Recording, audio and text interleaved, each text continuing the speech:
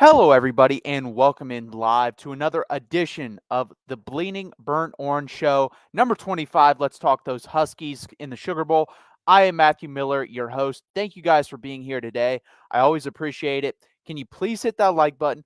Please hit that subscribe button. We are simulcasting on Mark Rogers TV, the voice of college football, the SG1 Sports Texas channel, the Big 12 channel at Mark Rogers TV, the voice of college football, and the SEC channel, which Texas will be moving to next year. And that year is fast approaching, guys. We're 18 days away, 17 days away from the new year. So go over and subscribe to the SEC channel. And while we're still here, subscribe to that Big 12 channel. I'm not sure the logistics of it, guys, but in the off season, I believe I will be posting on the SEC channel, but I think we're going to have at least 3 to 4 more shows here on the Big 12 channel. So please hit that like button. Please subscribe down below. It really helps out the channel and what we're trying to do here, guys. We want more content. We want more traffic. We know there's a lot more Texas fans on here or that aren't on here than are. We need them to come in. So please hit that like button. Please subscribe down below. Also, if you're going to go to a game, why not buy tickets at a cheaper price? The games that are left, guys, especially the game like Texas is going to be in a college football playoff game, you're going to spend a gazillion dollars between travel, hotel, tickets. Save a little bit of that money. Go to ticketsmarter.com, type in code BIG for $10 off a purchase of $100 or more. Type in code BIG20 for a purchase of or for $20 off a purchase of $300 or more. It really helps out Mark, guys. It really helps out your wallet. So why not do it? Go to ticketsmarter.com. Don't be a dummy. Ticket Smarter. Thank you guys for being here live with me again on the Bleeding Burnt Orange Show. We're going to take you through this season, take you to the off season. I'll probably do 2 to 3 shows a week during the off season. So please hit that like button. Please subscribe. Keep these comments flowing in. Let's grow this platform, guys. I really appreciate you guys being here. Sergeant Pickles, a Washington fan. Bet you didn't expect a Husky to be first in. Go Dogs. I highly appreciate that. We will be talking the Washington offense versus the Texas defense a little later in the show. We're going to hit the transfer portal as well. It's getting crazy out there, guys. Some big news dropped not that long ago for us Texas fans, so it's going to be interesting. Texas has to play Oklahoma and Georgia in back-to-back weeks next year. That is very tough to reel. Luckily, that's next year. Let's focus on this year. So let's talk about the transfer portal. And we're going to talk losses to the portal first, then we'll talk additions. Texas has 7 guys, now 8, that are going to enter the transfer portal. Let's talk about these guys first. Jalen Catalon. Honestly, a big disappointment. He transferred in from Arkansas, didn't play in that many games. He played in 8 games, 17 tackles. And even in those 8 games, guys, I believe he only played like 50 to 60% of the snaps at most. He was really a disappointment. He's one of those guys. I think there's 3 to 4 categories of player that don't work out. He's going to fall into the category of being injured is why it doesn't work out. And a lot of that has to do with him too, guys. This guy just refuses to adapt to the way the game, his body can be played, like the way that his game has to be played with his body. He wants to kill people when he's out there. He hits every hit like it's his last hit. And this has caused injuries. And it's funny because going into the NFL said the same thing. You're going to have to calm down your play style, one, because they don't play like that in the NFL anymore. I'm a Broncos fan. If you've seen what has happened to Kareem Jackson for hits 10 years ago, no one would have batted an eyelash about. He's been suspended for multiple games, I think like 5 or 6 games the whole year. And Jalen Catalon plays a lot like that. And on top of that, he gets hurt every time he does make that sort of play. So he's going to have to change his style. The problem is, guys, he may not be that good of a player if he changes his style. So I appreciate what he did for us and the little time he did spend here. He's a good player when healthy, but we'll see what happens with him going forward. Xavier Bryce, honestly, not that much of a loss. He's a cornerback that we picked up, high 3-star, low 4-star type player. We flipped him from Kansas in his recruiting process. He's been here for 2 years. He played in 4 games over the 2 years he was here. I think he has talent, guys. He's a very big, long, rangy cornerback, 6'1", really slim body, athletic build. He's a good player. And I think, honestly, Kansas, I think he already committed to North Texas, but if I was Kansas, that's who I would have tried to pick up in the portal. I don't know if they did, but he is at North Texas already, so he moved quickly. Safety B.J. Allen, we were really high on coming in at Texas. Steve Sarkisian's first class. He had 2 games in over 2 years. Honestly, didn't do much, guys. Kind of a disappointment. But it does, like, if you get a sense here, it's mostly safety and defensive back, which we're going to be losing quite a bit from with Jahdae Barron leaving too. So that's going to hurt, guys. And we really need some guys to come in. So we'll talk about that as well when we get to the additions. Sawyer Gorham Welch which is an offensive lineman that barely played. He only played in one game over his 4 years at Texas at the offensive line position, switched from the defensive line position, so kind of an interesting player there. And then Casey Kane, wide receiver. I like this guy. I think this guy's got a lot of talent. 3 years with Texas, 9 catches for 214 yards, and he was our leading receiver in the Alamo Bowl game versus Washington. I think this guy, if he goes to the right place, can be a very good player. I think he could be an NFL player. I'm going to miss him because I think we underutilized his potential here at Texas. I really do. I think he's a good player. Isaiah Nayer, another big disappointment. This guy got a lot of NIL money transferring into Texas from Wyoming. Out Wyoming his last year before transferring to Texas. He had 44 catches, 878 yards, 12 touchdowns. Very good player there. Blew his ACL out 2 years ago, and ever since then he's had one catch for 12 or 14 yards over the next 2 years.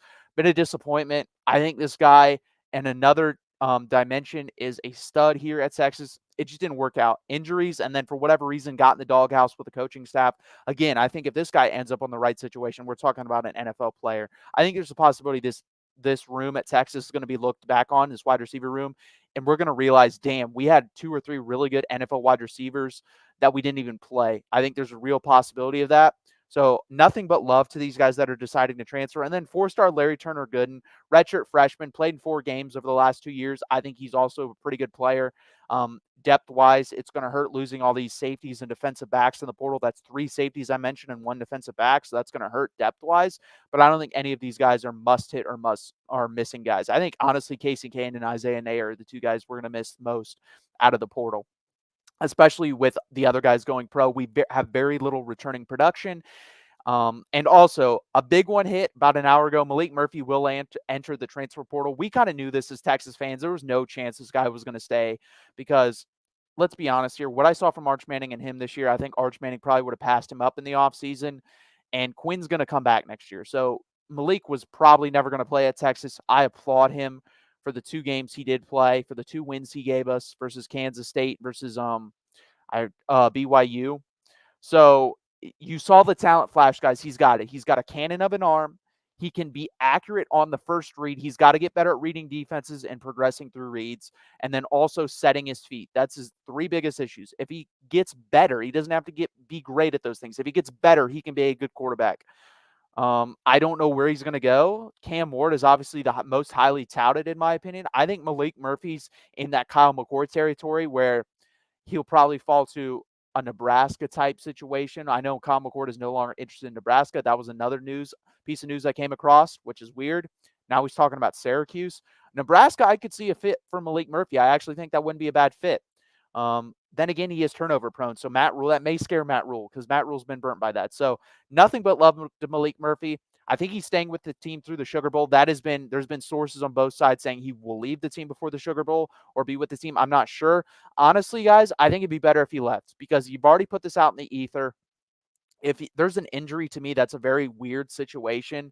I think Arch should be getting the second team reps, and I would be confident if Arch got all the second team reps from here on out. I think if Quinn did get hurt in that game, Arch could execute the offense. And even if he couldn't, he's got a lot of mobility, which would probably give Washington issues. So that is the transfer portal losses. Let's see what you guys have to say about that or any comments. And then we'll move on to the transfer portal targets. We'll talk about them, realistic people I think we can or will get in the transfer portal. And then there's some names out there that I think we should look at, but I don't think we really have a shot at. Sergeant Pickles, evening to real agreed. All Big Ten SEC schools will have tough schedules. Fun fact, Texas fans, Huskies have only ever lost 2 coaches. I saw this in a comment, and this was very interesting. Sergeant Pickles, I appreciate the information. Sark to USC and Daryl K. Royal to Texas. That's very interesting to me. I love little nuggets like that. Surprising here, Hewers is likely back. Perhaps QB depth in this draft. 100%. That's what scared him. The QB depth in this draft. I think during most drafts, Quinn Ewers is a top 4 prospect, guaranteed. He's probably 6th or 7th in this class. He's probably a late 2nd round, early 3rd round pick. I think with coming back and executing this style of offense, I think you could see him get drafted in the range of Mac Jones. I think that's who he reminds me most of if you got everything right. I think he can be deadly accurate in the short to intermediate, struggle with the deep ball a little bit, and he's more athletic than Mac also. But I think he can become a very high executor of the Steve Sarkisian offense, and I think that's the reason he's coming back. I think that year will definitely help him, and to be honest here, I think it's going to end up being Carson Beck if J.J. McCarthy decides to come back, him, Quinn Ewers, and Jalen Milroe for the NFL draft next year. I think those are your top 4 quarterbacks in somewhat of that order. Maybe Cam Ward. If he doesn't decide to go pro this year, I could see that as well. It'd be a very interesting decision from him too. Next year's draft class definitely isn't as good as this year's. This year's is all time. Like, honestly, this could be the best quarterback draft ever. Penix, Williams, May. I mean, there's guys that I think Sam Hartman may go undrafted. Like, that's how deep this is. He's probably like the 12th or 13th best quarterback in this draft, which is crazy. Most years, that guy's like the 6th or 7th. So, a very deep class. I think it's very wise and smart for Quinn Ewers to come back. And people think that's a failure. It's not. It would only be a second year or his third year starting. I think that's pretty normal. I just throw out his first year, honestly, because he should have been his first year at Ohio State didn't mean anything to me. It really didn't. He took that because of the money.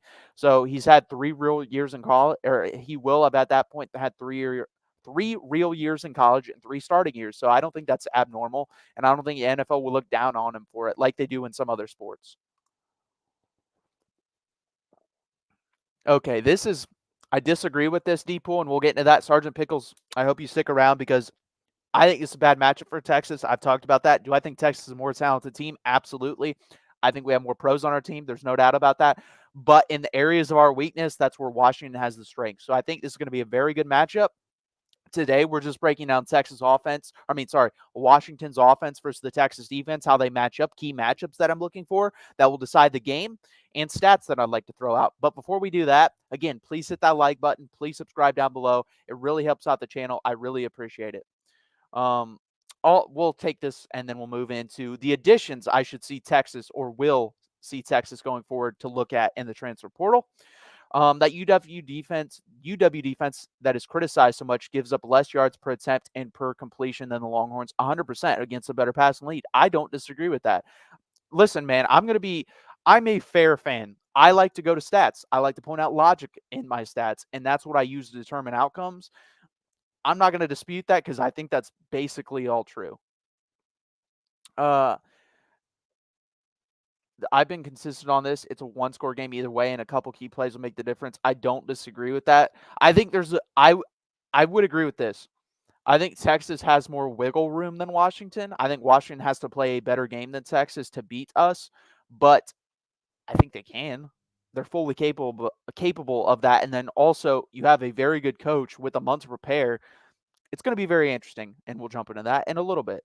But before we do that, let's go to possible portal additions that Texas could have. So, Andrew Makuba, we talked about safety and just in general defensive backfield depth. This guy's a very good player for Clemson, could easily be going into the NFL draft and easily probably being a 2nd through 4th round pick, determining or it also who goes in the draft. Man, I cannot speak. It depends who goes in the draft. If Andrew Makuba if he decided to declare, he could go between the 2nd and 4th round. I really believe that. He has a couple visits already scheduled. He's going to visit Oregon, Oklahoma, Ole Miss, and Texas. He could play safety or nickel, which is huge because safety is our weak spot, and Jahdae Barron is not going to be here next year. And I think Jahdae Barron is one of the 3 best nickel backs in all of the country. He's a very good player, guys. This is a huge gate if Texas can get him. From everything that's being reported, I think he would go to Texas like pretty fast, but the problem is credits. This guy's a junior. Will his credits transfer from Clemson to Texas, or most of them? Obviously, you're not going to get all of them to transfer. I don't know if any of you guys have been to college. I have. It freaking sucks to transfer credits because there's a max that each institution will take. Usually that's around 60. So if this guy has like 90 credits and they're only going to let him have 60, that's 30 credit hours. That's basically a year of school that he would have to repeat. It's hard for me to believe that he'd want to do that. Now, again, what does he value? If he values a degree as much as he values going to the NFL, then he'll probably take a place where he can transfer more of his credits. If he doesn't value the degree and he wants to go back home because he's from Texas and he wants to play right away and play at a high level, because I think he can do that in this defense, I think he'll choose Texas. We'll see what happens there. Another guy, Trey Moore. Trey Moore, defensive end from UTSA, the Roadrunners down there in San Antonio. He's the American Athletic Conference Defensive Player of the Year. He has been great the last year, guys. 35 tackles for loss, 22 sacks, 75 quarterback pressures. This is a very, very highly coveted defensive end from UTSA. It seems like it's coming down between him or from Texas and Ohio State. I'm hoping we can get him because we definitely need him. It'd be really helpful depth-wise to have a Trey Moore, Colin Simmons, the 5-star coming in, Ethan Burke, and Barron Terrell. You basically rotate those 4 guys. That's a very good defensive end rotation, something we haven't had around here in a very long time.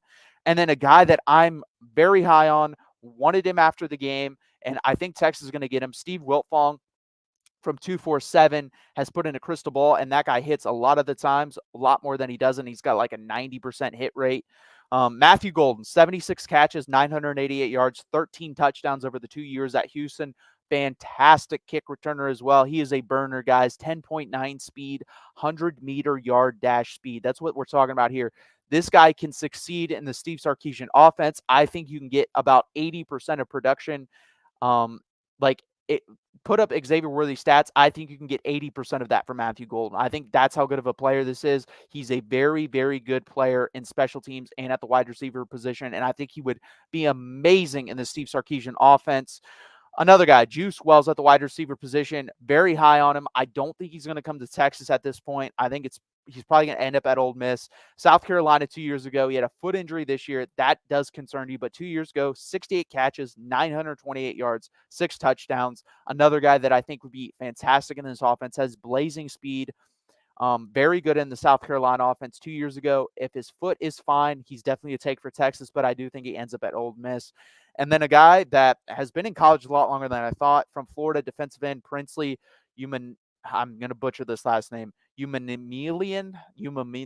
I can't even say his last name. I know he was a Texas prospect at one point. He was down to Florida, Texas, and I forget the other team. It might have been A&M when Tom Herman was here. He has 11.5 sacks in 2 years. I think this guy probably ends up at another SEC school. I know Texas is going to give him a look, as they should, because, again, that would just help the depth at the defensive end position, because let's be honest, we're losing a lot at defensive tackle that I don't know if the portal is going to be able to replace.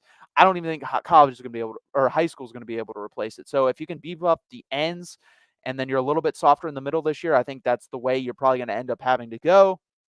But another pie in the sky one to me is Walter Nolan, former number 1 player. He's a very good player. I think he's being overrated in the portal, in my opinion, but he's still very good. He would definitely help Texas. Again, I think he ends up at Alabama. I don't think he ends up at Texas, but it'd really help. I know we've been in contact with him. He's going to demand a lot of NIL money. He's a very good player, a little bit overrated, but still very good player, and would help what we're going to lose in Tavondre Sweat, probably Byron Murphy, and probably Alfred Collins at the defensive tackle position. And then another guy that, unfortunately, I don't think we can get because of a credit situation is Jamari Caldwell. His GPA just does not match Texas at this point, is what we're hearing. So he will not be at Texas. He would be a fantastic fit from Houston. 6.5 sacks this year, a lot of tackles for loss. He's a very good player. I think he ends up probably at another SEC school. I think LSU, no offense to those guys, not a great school. I think he can get in there. I don't think he can get into Texas. So those are some portal additions. I expect, honestly, I think Texas will end up with 2 of the 3 of Trey Moore, Matthew Golden, Andrew Makuba. Maybe all 3. If you get all 3, that's a hell of a pull this early from the portal. We'll see if we can do that. I think Matthew Golden is going to end up at Texas for sure. And then I think Trey Moore, really good chance. Andrew Makuba, I think, wants to be at Texas. Don't know what the credit situation, if he will be. But those are the 3 guys I will keep an eye on for Texas in the portal. Let's jump back into your comments.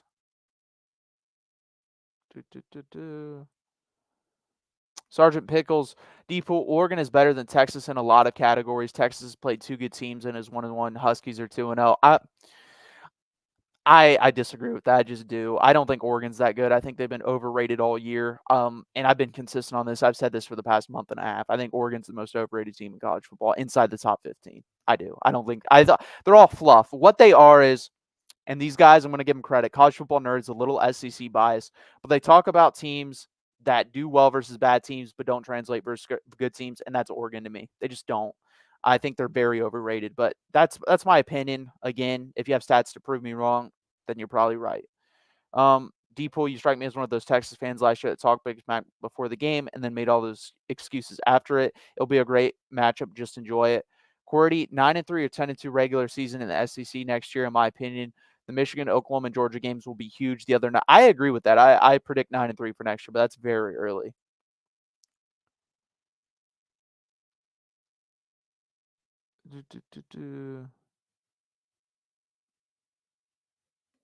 Says the Texas fan living in Ohio. Okay, I don't know what that means. Um, I guess Oregon's overrated. I don't understand what that has to do with me living in Ohio, but okay. Okay, so we're gonna jump into this Washington offense versus this Texas defense. I think it's what's going to decide the game, so I decided to start here first. So Washington offense, just run through some stats real quick. 37.7 points per game, number 8 in the country. 469 yards per game, number 10 in the country. 7.1 yards per play, number 14 in the country. Number 4 in the country. That's a very big difference. Third down conversion rate, 47.97%. I think this is a key stat because when we get to the Texas side, we are very good at stopping third down plays. Number 12 in the country. Red zone scoring a little bit worse than I thought, but it's better than us. Red zone scoring 85.94%, 49th in the country. 4.5 yards per rush, 40th in the country. Fantastic passing team, average rushing team in my opinion. Dillon Johnson has been good. You know what this is? They're a good enough rushing team to keep you honest. That's exactly what Washington is. And with the 3 NFL wide receivers, with the NFL quarterback, with a very good offensive line, underrated offensive line, you can get away with this rushing game. If this was a worse passing game like in the 20s, Washington probably has 2 or 3 losses. But this passing game is elite, probably the best in the country when all 3 wide receivers are healthy. Jalen McMillan has missed time, and that has caused it a little dip. But in my opinion, it's the best passing offense in the country. So this is another important one. On dropbacks, he's only sacked 2.2% of the time. That is number 3 in the country, guys. That is huge. This team does not give up sacks. They're very good in pass blocking. Again, not as good in run blocking, but very good in pass blocking. That is going to be a key going into this game. Again, we'll hit on the keys later. Michael Penix, 65.9% completion percentage, 4,218 yards, 9.1 yards per attempt. With Dillon Johnson, his running mate in the backfield, over 1,000 yards, 5.5 yards per carry. Really good player, transfer from Mississippi State. Got a chance to play in the NFL. Underrated player. Like I said, he's given them balance on this offense, and that's what you needed with this dynamic passing game because you can't just throw 50 times a game, and we'll talk about that. Rome Odunze, probably the best wide receiver in college football. I think there's a debate with Malik Neighbors, him and Marvin Harrison Jr. 81 catches, 1,428 yards, 17.6 yards per catch, 13 touchdowns. Jalen McMillan in 9 games, 34 catches, 468 yards, 13.8 yards per catch, 3 touchdowns. And then Jalen Polk, a guy that I really like from Texas. He's a stud, 60 catches, 1,000 yards, 16.7 yards per catch, 8 touchdowns. A little bit more of the deep ball threat there. And then the tight end, 2 guys, Devin Culp and Jack Westover, 50 catches, 526 yards, 10.52 yards per catch, and 6 touchdowns. A very dynamic offense that loves to stretch you east and west with bubble screens, outs, and then also loves to hit you over the middle quickly with slants, but mostly from the outside, guys. They like to run those long timing slants from the outside and not the inside. And then they like to hit you deep. Michael Penix can touch all parts of the field, guys. He can throw you deep. He can throw you deep to the outside, deep to the inside. He can throw anywhere you want it. He can put it there. The issue with him is somewhat mobile, but not really a mobile passer to me. When he does go mobile, it's more to run for the couple yards he does want to run for. I don't see him as a type that wants to scramble and throw the football. So Texas, get him off platform. Do not allow him to step in his throws. That's going to be a key to the game. And this offense is very good. Lineup versus our defense, which I will jump into in a minute. There's a lot of stats that favor this offense and why I think this is a worse matchup for Texas than people are realizing. I think it's the worst match. I think it's the worst matchup Texas could have drawn in the playoff. I would have rather played Alabama again. I definitely would have rather played Michigan again. Those teams match up better versus us. That's why I believe if we win this game, we will win the national championship. It's a big if, though. This is a very good football team. I am not underrating them. When we do get to my final predictions, I'll let you know the score. I think it's going to be a hell of a game. And again, we'll get into the Texas defense after I take some of your comments.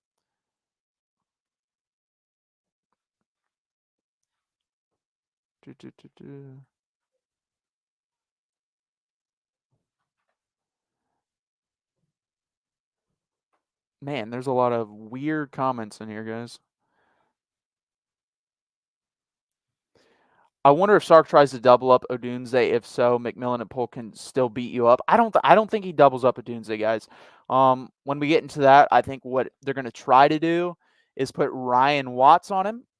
He matches up with them physically.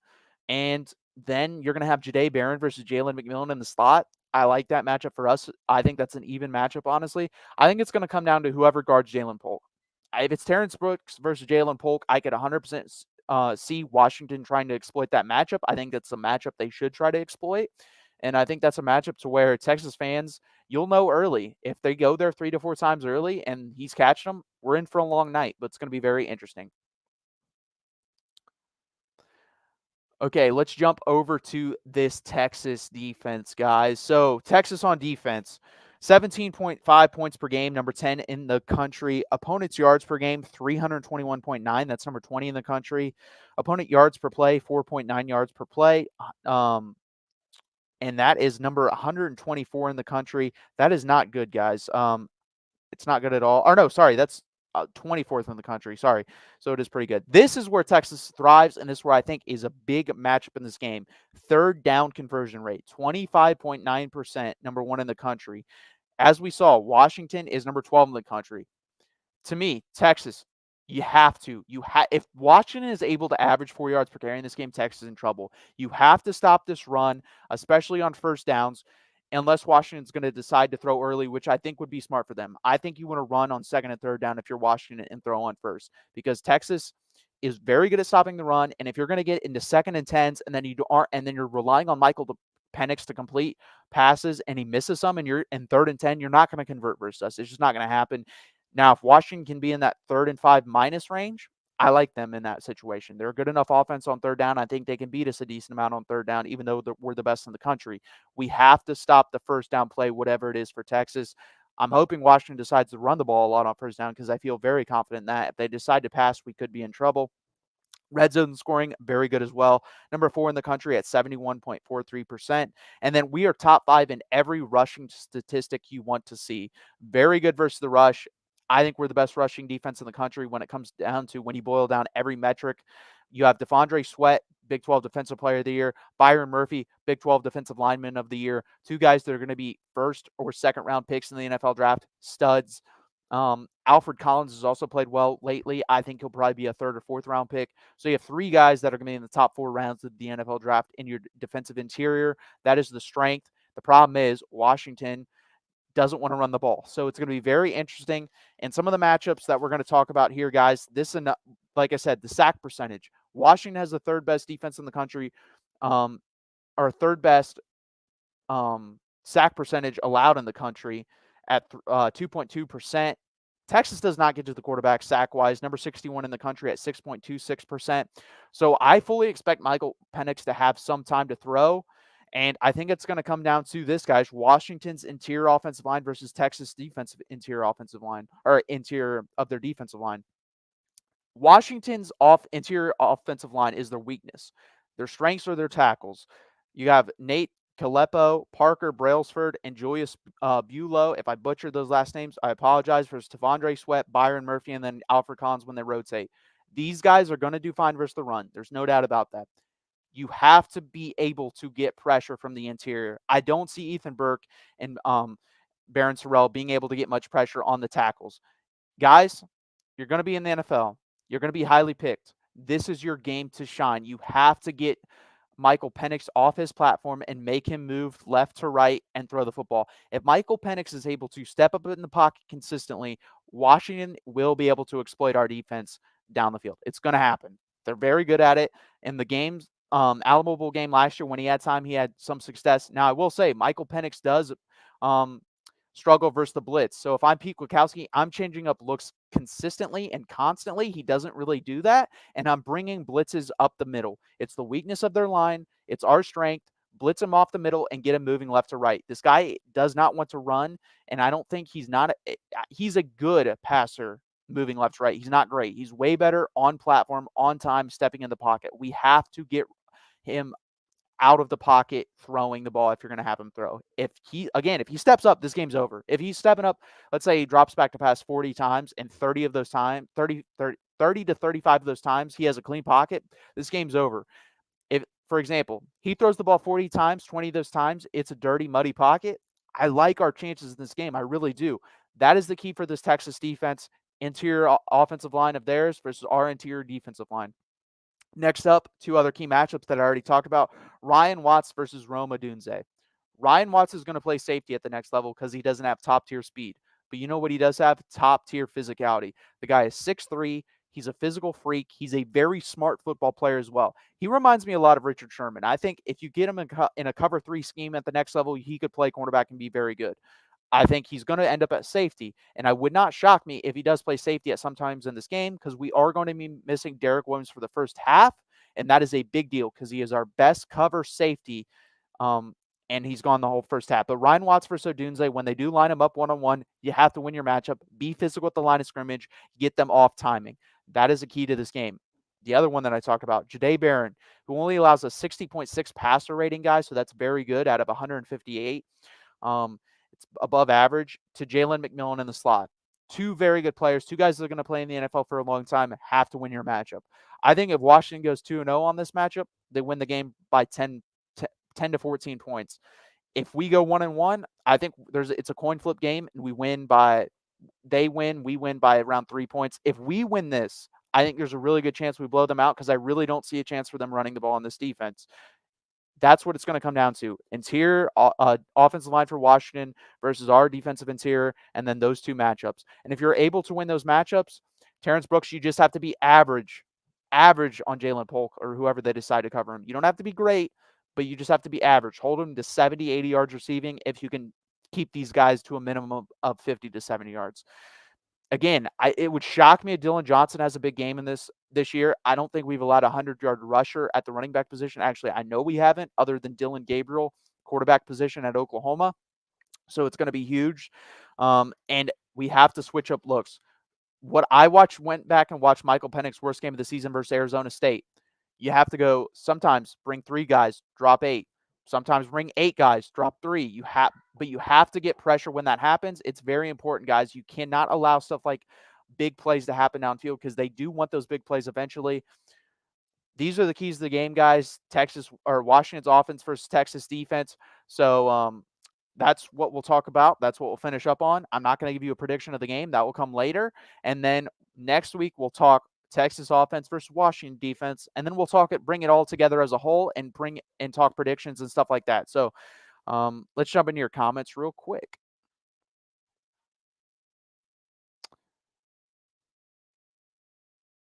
Texas sucks. Okay, cool. Hard to say UW line is a weakness when they were Joe Moore. I said the interior of your offensive line is a weakness. I did not say your whole line is a weakness. You are Joe Moore. You're one of 15 teams. You have a very good offensive line. Sergeant Pickles, people keep bringing this up. Please go watch Texas defensive line highlights. Please. I'm just asking you. They're way better than Oregon. Oregon does not have anyone like Devondre Sweat. They don't have anyone like Byron Murphy. This is the best defensive line you will face. It is. I don't care what you say. I think your offensive line is fantastic. I think it might be the best in the country. But we also have the best defensive line in the country. And that's why I said those 3 guys versus your 3 interior guys is going to decide a big portion of this game. Johnson usually has success because the pass is working well and the go play action on light boxes. Yes, that, and he's very good at running outside zone. I think he struggles a little bit with running between the center and the guard, but outside zone he's very good at.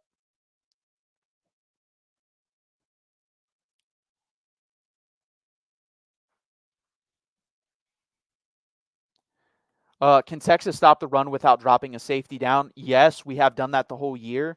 We're going to be able to stop the run. That's not the question. The question is if Washington can just get, honestly, 3 to 4 yards on first down, they're in very good position to win this football game because I do think you can convert 3rd and 5 minus at a 40% clip, and that's good enough to win this game. You don't have to be great. You don't have to convert 50 to 60%. But let's say, for example, you have 10 third downs, your average margin is 4.7 yards, and you're able to convert 40%, you'll probably win the game. I think 3rd down is going to be a very big key to the game. I think how many times we can force Michael Penix to pass. I think any over 45 and we'll win the game. To me, that's way too much. You have to be balanced. You have to be somewhat balanced. They're going to have to run the ball 20 times. Now, I think that's another thing. Can you rush it for 4 yards per carry or more? I think that's a big deal. I think if Texas can hold you to 20 carries for 65, 70 yards, we'll win the game. There's so many little things in this game that are going to determine it. I think these are 2 very good teams. I think their weaknesses mirror each other a lot of ways. Washington isn't great versus the pass, neither is Texas, and they're going against two very good play callers with two to three weapons on both sides. Jatavian Sanders is nasty at the tight end position for us. And then you have obviously A.D. Mitchell and Xavier Worthy, and they both kind of want to call the game the same way. They both want to throw east to west and then stretch you vertically, but they start east to west. So it's going to be very interesting. I think it's a good game.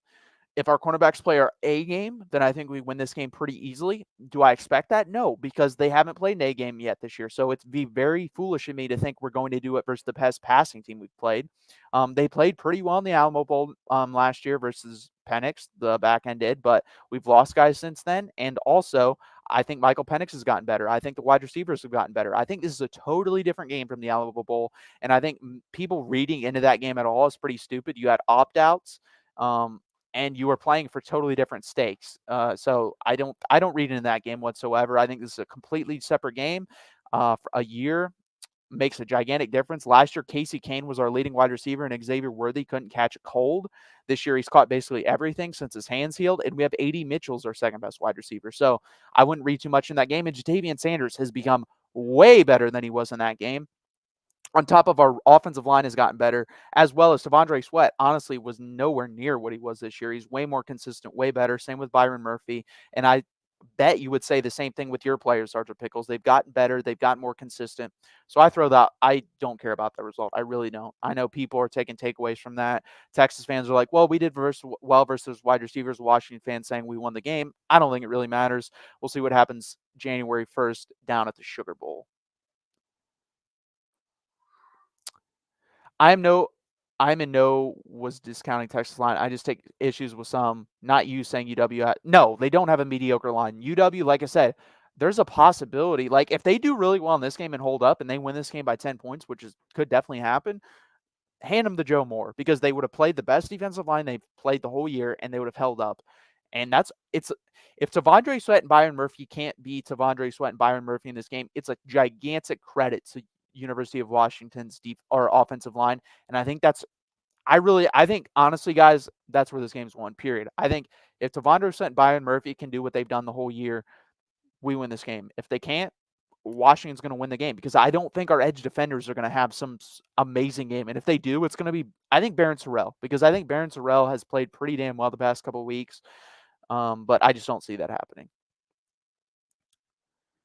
I only took away from last year that DeBoer can match Sark. Oh, 100%. Kalen DeBoer is a very good coach. I think Kalen DeBoer is a top 7 coach in America. I think Steve Sarkisian and Kalen DeBoer are two of the top 5 play callers, like offensive minds. I know Kalen DeBoer, Ryan Grubb calls the plays, but offensive minds in college football. So I think it's going to be a good game. I don't think it's going to be quite as high scoring as people think it is because I think with a month to prepare, Kwiatkowski, you guys know him well, is a very good defensive coach. I don't know Washington's defensive coach. When I get in their side of the ball, I will learn his name, learn what he does. But I think it's going to be a good game. And I don't think it's going to be a blowout by any sense. I know people have talked about this is going to be a blowout more than anything. I actually think for whatever reason, Michigan's going to blow out Alabama. I think there's way too much Alabama smoke right now. First off, Alabama's not blowing out Michigan. Alabama hasn't blown out anyone this whole year. So that's not going to happen. I just have a weird feeling Michigan's going to win that game and win it by 10 plus points. I think Jalen Milroe is going to make a lot of mistakes. He's prone to doing that. And I think Michigan's just the most sound team out of the 4. They're the most sound. They're not the most talented. Honestly, might have the least high-end NFL talent out of the 4, but they're just very sound, very smart, and coached very well. So that's my take on that game. I'll probably give a prediction for that game too when it comes down time to it. But I think that's going to do it for today, guys. Can you please hit that like button? Please subscribe down below. Like I said, next week we'll talk more transfer stuff. I'm sure something else will happen. Like I said, Malik Murphy is going to enter the portal. That we found that out an hour ago. So we'll talk about that stuff. We'll break down the Texas offense versus the Washington defense, and then we'll bring it all together the next week, and I'll make a prediction. It's going to be a very good game, guys. I fully expect that. I fully expect myself to be nervous throughout this whole thing, but I'm just glad we're here. It's been a long time. It's going to be fun. And again, guys, this is Bleeding Burnt Orange number 25. Please hit that like button. Please subscribe down below. It really helps out the channel and what we're trying to grow here. Hook 'em, guys. And respect to you, Washington fans. I think it's going to be a great game. Keep your friends coming in. Keep the comments coming in. Jump back in. See if we have any New comment, Sergeant Pickles. Fun chatting with you today. Go Dogs. You too, Sergeant Pickles. Come back next week when we talk Texas offense versus Washington defense. And bring your friends with you too. I don't mind talking. Washington fans, I have no issue with you guys. I don't have many interactions with you guys. So I think it's cool to kind of get to learn and judge a new fan base. Texas takes it all.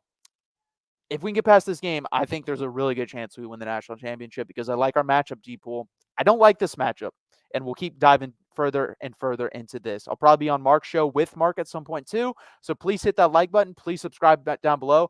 Go to the SG1 Sports, do the same thing. Go to Mark Rogers Big 12, do the same thing. And Mark Rogers SEC channel, which Texas will be on next year, and do the same thing. And remember, Ticketsmarter.com to save you $10 off a purchase of $100 more, and Ticketsmarter.com for Big 20 for $20 off a purchase of $300 more.